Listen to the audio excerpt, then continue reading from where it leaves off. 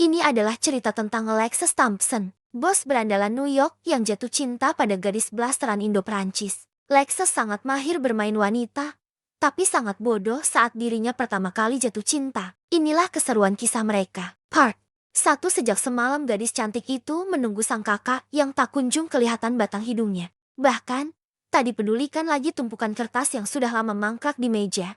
Skripsi yang seharusnya sudah selesai beberapa bulan yang lalu. Sebagai mahasiswi tingkat akhir, gadis itu terlalu santai. Dipandanginya ponsel berharap ada balasan. Bahkan dia sudah berkali-kali ke tempat kerja orang yang dicari. Namun, sang kakak seperti sengaja menghilang. Astaga, pasti ada yang tidak beres terjadi padanya. Gerutunya, gadis itu Alvixena Mills. Putri bungsu keluarga Mills ini bagaimanapun mencemaskan keadaan sang kakak perempuan, Alerin Mills. Seperti yang diketahui Zina, Alerin terlalu baik karena selalu memaafkan kelakuan sang kekasih, Zack. Meskipun pria itu berulang kali ketahuan membawa perempuan ke apartemen lelaki itu. Dan kali ini pun, Zina yakin menghilangnya Alerin ada hubungannya dengan Zack. Sesempurna apa sih tuh cowok sampai Karin selalu mau dibodohi? Apakah lebih tampan dari Captain America? Ataukah sekeren Optimus Prime? Dia kan makhluk baja hitam. Guman Zina seraya menatap langit-langit kamarnya. Dengan cepat, Zina mencari nama seseorang dalam daftar kontak ponselnya. Alerik, apakah Karin menghubungimu? Dia nggak pulang semalam. Dia bersamaku. Zina, karena aku masih harus menyelesaikan beberapa bahan untuk meeting siang nanti. Jadi kubiarkan dia tertidur di sini hingga sadar. Maaf, aku lupa menghubungimu. Semalam Kira memintaku untuk datang ke MDS. Alerin mabuk berat. MDS adalah salah satu klub malam ternama di New York. What? Zina geram. Tak dipungkiri wanita itu tak akan percaya jika berita itu dia dengar bukan dari Alerik, sang kakak sulung. Akan tetapi, Zina sedikit lega mengetahui keberadaan kakak perempuannya. Bagaimanapun, Alerin tidak pernah bersentuhan dengan dunia malam seperti itu. Apalagi sampai mabuk. Apakah ini karena si cacing kremi lagi? Ya, Kira bilang. Zack mengencani salah satu model yang bekerja untuk pembuatan iklan produknya.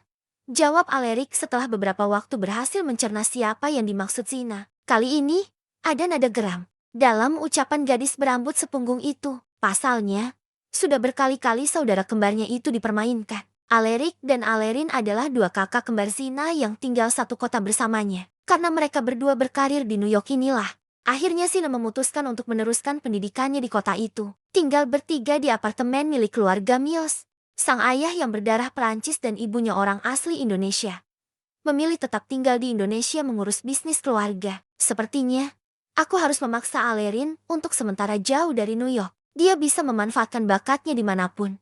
Lanjut Alerik. Alerin adalah seorang desainer fashion. Karyanya banyak diminati oleh orang-orang di bidang entertainment maupun khalayak umum. Sedangkan Zack bekerja di sebuah perusahaan swasta. Sepertinya kali ini aku mendukungmu, Alerik, kata Zina cepat. Baiklah, hubungi aku jika Karin sudah bangun. Lanjut Zina sesaat sebelum memutuskan sambungan telepon kakak lelakinya. Kali ini, aku tak akan melepaskanmu bekicot sawah. Sepertinya aku harus memberimu sesuatu yang menyenangkan. Senyum jahat terlukis di bibirnya. Di lain sisi, Alexis melamun. Manik mata birunya memabukkan siapa saja yang memandang. Wajah rupawan yang entah dari siapa dia mewarisi. Tubuh tegap. Sosoknya merupakan candu bagi para wanita yang melihatnya. Alexis Thompson, seorang chef muda yang selalu diperebutkan wanita-wanita cantik. Bahkan, jika disandingkan kalangan artis dan model ternama, popularitasnya tak tertandingi meskipun sikap angkuh yang dimilikinya. Ya, selain kesibukannya di seputaran dapur restoran milik pribadi, Lex memiliki jadwal sangat padat untuk acara televisi. Kepiawaian dalam menciptakan menu-menu baru yang meledak di pasaran membuatnya mendapat julukan tangan ajaib. Bahkan dia jenius di depan kamera. Masih ada waktu 1 jam. Aku mau tidur sebentar. Jangan bangunkan aku sebelum itu. David, pinta. Lelaki itu lalu pergi begitu saja tanpa menunggu jawaban lawan bicaranya. Enggak janji, sahut David sambil memeriksa daftar kerjanya hari ini. Lelaki itu memutuskan bersantai beberapa waktu setelah pekerjaannya selesai. Baru saja ingin merebahkan punggungnya, mata David melotot demi melihat pemberitaan tentang Lex di televisi. Alexis Thompson gila. Aku gak mau lagi membereskan kekacauan karenamu setelah ini. Teriaknya kesal. Sambil mengacak rambut, Lex langsung terduduk meskipun matanya masih terpejam. Hei, Aku bilang jangan bangunkan aku hingga 1 jam. Kau ini terlalu ribut. Aku asistenmu, bukan babysittermu. Bayi besar, kalau kau ingin membuat keributan, lebih baik aku liburan saja ke luar negeri. Selesaikan sendiri masalahmu. Rasanya tak ada yang salah denganku. Dengan muka masa bodoh, Lex segera mempersiapkan diri untuk lift masak hari ini. David yang melihatnya hanya bisa memutar bola mata kesal. Sudah lebih dari 10 tahun mereka bersahabat. David tahu jika sahabatnya itu malaikat tanpa cacat bagi kaum Hawa. Lalu, ada apa dengan Amanda? Kau tahu, wanita itu sedang gencar menebar virus kebencian yang akan menjatuhkan namamu. Lex, hanya one night stand seperti biasa, tanpa ikatan dan perasaan. Kau tahu, kan? Mereka selalu berlomba-lomba hanya untuk bisa tidur denganku. Amanda sedang berusaha untuk memiliki hubungan lebih dari 1 malam. Lex merogoh sesuatu dalam saku celana, lalu segera menyulutnya. Disesapnya dalam benda kecil itu sembari memeriksa aplikasi perpesanan di ponsel miliknya. Lantas, apa yang akan kau lakukan pada wanita itu? Amanda cukup berpengaruh di dunia modeling. Bahkan, ku dengar ia mulai merambah ke dunia perfilman. Nasing, David mengernyit demi mendengar jawaban sahabatnya itu. Dia tahu Lex nggak ingin ambil pusing dengan masalah kecil seperti itu. Baiklah. Semoga reputasi burukmu itu tak semakin memburuk. Aku bosan harus berurusan dengan masalah yang disebabkan oleh biji salakmu itu. Lex tersenyum bangga. Pria itu bahkan sedang chat dengan beberapa wanita. Dia pun telah menentukan siapa jalang yang akan menemaninya malam nanti. Reputasi yang buruk berkenaan dengan wanita tak menjadi soal berarti untuknya. Lex tetap profesional dengan pekerjaan. Baru saja ingin beranjak keluar ruangan, ponsel di tangannya berdering. Lex mendengkus kesal melihat nama si penelepon. Ya, Dad, hai nak. Bisakah kau gantikan aku besok di kantor? Hanya setelah jam makan siang. Aku masih harus di London sampai lusa. Tidak, kenapa Daddy tidak minta Andre saja untuk gantikan Daddy? Aku sibuk. Lex merutuki sang ayah. Biasanya, lelaki 60-an itu akan menyuruh Andres, orang kepercayaannya. Tapi kali ini, Andres besok ada urusan lain. Hanya 2 jam saja. Lex, tolong gantikan dedimu ini untuk menemani tamu keliling pabrik. Baru saja Lex ingin menolak, terdengar suara seorang wanita berteriak di seberang sana. Entah hal apa lagi yang dilakukan wanita itu. Lex, aku harus segera menemui mamimu sebelum dia menghancurkan barang-barang di sini. Pai, San, sambungan telepon pun berakhir. Lex sudah hafal dengan kelakuan kedua orang tuanya yang gak kalah dengan remaja zaman sekarang. Meski sudah berumur, mereka pasangan romantis yang terlihat tak pernah punya masalah. Segera dia melangkah menuju ke tempat acaranya hari ini. Terlihat wanita berkacamata gelap keluar dari sebuah minimarket dengan kantong plastik hitam di tangan. Sesekali, ia memeriksa ponsel. Senyum tipisnya terlukis kala mendapatkan informasi yang dicari. Direction Corp, kelihatannya dia banyak uang. Pantas saja jalang-jalang itu lengket padanya. Sina kesal jika mengingat Zack, kekasih kakaknya. Sejak mendapat kabar dari Aleric, Sina sudah bertekad untuk membalas dendam lelaki brengsek itu. Bahkan, dia telah mencari-cari informasi di mana tempat Zack bekerja. Seperti yang diketahui Sina dari Alerin, Zack bekerja sebagai seorang pimpinan di sebuah perusahaan. Memang tidak terlalu spesifik, tetapi Sina yakin akan langsung mengenali Zack begitu bertemu dengannya. Sina melangkah anggun di lobi perusahaan. Dengan pasti, menuju meja resepsionis. Permisi, saya ingin bertemu dengan pimpinan di sini. Apakah ada di tempat? Resepsionis itu mendongak beberapa saat memperhatikan penampilan wanita di depannya. Cukup aneh, karena Sina datang ke kantor seperti ini mengenakan celana jeans sobek di lutut dan jaket hoodie untuk atasannya. Maaf, Nona, Tuan sedang ada tamu di pabrik. Apakah Anda sudah membuat janji sebelumnya? Belum, tapi saya adalah tunangannya. Saya sengaja kemari untuk memberikannya kejutan. Resepsionis itu terkejut. Ia menatap Sina dengan tatapan jijik. Sedangkan gadis bertubuh lampai itu tersenyum dengan senyum dipaksakan. Kalau bukan demi kakaknya, Sina nggak akan sudi menginjakan kaki di gedung orang-orang berdasi seperti ini. Maaf Nona, saya harus menghubungi Mr. Thompson terlebih dahulu untuk memastikan Anda. Silahkan tunggu sebentar. Sina mengangguk kecil. Resepsionis itu meraih gagang telepon dan terlihat serius bercakap dengan seseorang. Oh, Jetty nama belakangnya. Thompson, terdengar hebat. Tapi kelakuannya minus. Baiklah Nona, Mr. Thompson bilang Anda bisa menunggu di ruangannya. Silahkan naik ke lantai paling atas.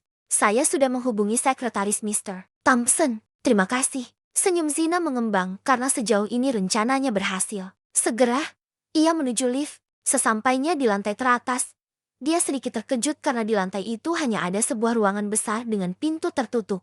Seorang pria langsung beranjak dari tempat duduknya seraya mengulurkan tangan. "Selamat siang, Nona." Cina langsung membalas uluran tangan itu dan segera menyebutkan nama saat pria itu menggantungkan kalimatnya. "Oke, Nona Zina, saya Henry, sekretaris Mr. Thompson. Beliau masih di pabrik. Jika Anda masih sabar menunggu, beliau berpesan untuk menunggunya di ruangan. Silahkan duduk. Saya ada di luar jika Anda butuh sesuatu." Pria itu tersenyum ramah. "Terima kasih Henry. Saya akan menunggu saja," jawab Sina tak kalah ramah. Di dalam ruangan besar itu, tak ada sesuatu yang bisa dilihat. Lemari-lemari kaca besar terkunci. Sepertinya banyak dokumen penting. Meja kerja di ruangan itu juga bersih. Hanya ada beberapa barang seperti telepon, kalender, dan kertas-kertas berserakan yang telah dikepal-kepal. Karena terlalu bosan, Sina memungut salah satu kertas di atas meja itu dan membukanya. Dahinya berkerut. "Resep masakan," gumamnya. Sina membuka kertas yang lain, dan dahinya berkerut kembali. Kenapa kertas-kertas itu penuh dengan resep masakan? Sina menggeleng pelan. Dia ingat tujuannya datang ke sana saat melihat di sekeliling ruangan. Ekor matanya melihat sesuatu di lantai. Memang tidak terlalu jelas, tetapi Sina yakin ada sesuatu yang terjatuh di lantai dan sebagian terhalang oleh meja. Sebuah ponsel, pasti milik si brengsek itu. Dia tersenyum kecut. Dengan cepat, Sina menonaktifkan benda itu dan memasukkannya ke dalam tas. Biar saja si brengsek itu kebingungan. Di pabrik, Lex semakin kesal karena tamu-tamu sang ayah terlihat masih betah ngobrol dengannya. Kalau saja ia tahu kalau sebagian dari tamu-tamu itu wanita, pasti Lex nggak akan mau berada di sana. Sepanjang pagi, ia harus menyelesaikan acara liftnya tanpa istirahat berarti. Lalu sekarang, sudah lebih dari 2 jam, ia masih terjebak dalam situasi membosankan. "Maaf, saya harus segera ke tempat lain. Jika Anda semua masih ingin melihat-lihat di pabrik, silakan. Saya permisi dulu." Lex meninggalkan tempat itu segera. Orang-orang itu hanya bisa menatap kepergiannya dengan terbengong. Di perjalanan menuju penthouse miliknya, Lex ingin menghubungi Henry, sekretaris sang ayah, karena berniat langsung pulang. Juga menyuruh gadis yang mengaku tunangannya datang kembali esok hari. "Di mana ponselku?" Sudah dicari benda itu ke semua saku maupun tas miliknya. Lex tak ingat di mana ia menaruh ponselnya terakhir kali. Pasalnya, saat di kantor sang ayah tadi, lelaki itu tidak menghubungi siapapun. Harus ke kantor juga kalau begini. Ia menghela napas panjang. Segera ia memutar balik arah mobil. Sesampainya di kantor, Lex segera naik menuju ruangan milik sang ayah. Sebenarnya, ia sedikit malas harus menanggapi wanita menyebalkan yang beberapa hari ini ingin mengusik kehidupan pribadinya. Untuk apa Amanda sampai harus datang ke sini? Belum menyerah rupanya. Dasar jalang. Sudah hampir 3 jam Zina menunggu mangsanya. Bahkan gadis itu sudah bersiap-siap melancarkan aksinya sebelum pria yang diincar membuka obrolan. Sama-sama, ia mendengar suara 2 orang bertegur sapa di luar ruangan. Di mana dirinya berada? "Ah, itu pasti si cacing kremi. Baiklah, ini hadiah untukmu, brengsek." Sina sedikit mengintip dari lubang pintu. Dia matinya pria itu. Badan tegap, tubuh atletis, rambut coklat, dan mata sebiru langit.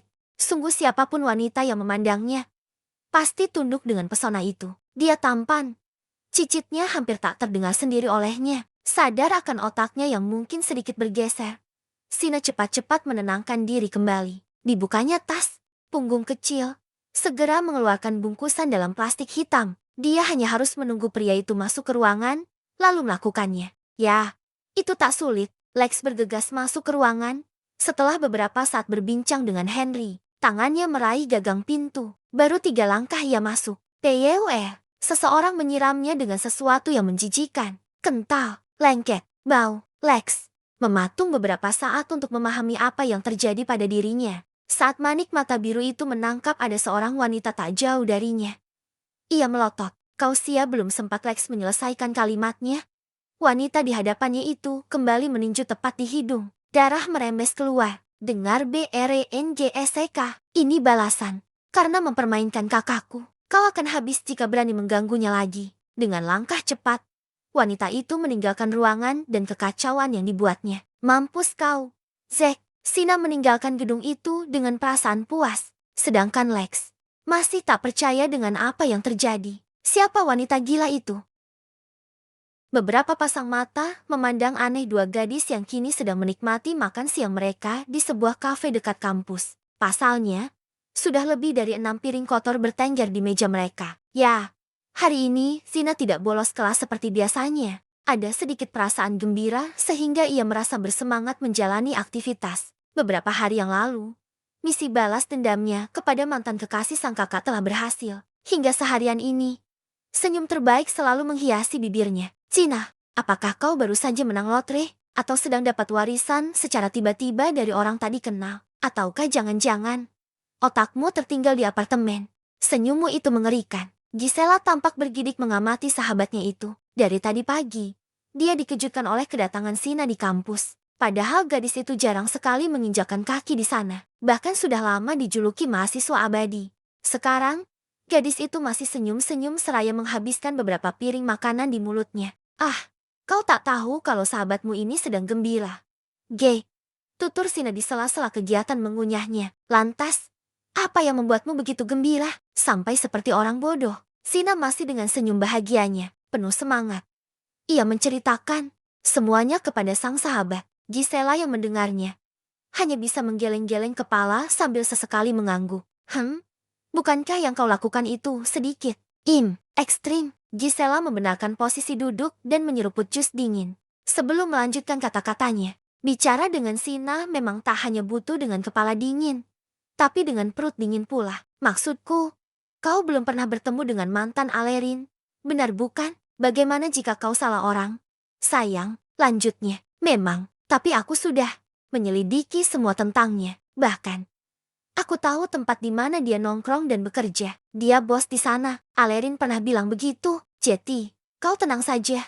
G. Sina kembali menjejalkan makanan ke mulutnya. Ia yakin dengan apa yang telah dilakukannya tempo hari. Tiba-tiba ponselnya bergetar. Dengan cepat, Sina meraih benda itu dan menemukan pesan untuknya. Alerik Sena, aku sudah bicarakan semua dengan Rin. Kali ini, aku berhasil memaksanya untuk menjauh beberapa waktu. Bisakah kau bantu berkemas? Aku akan pulang cepat nanti malam.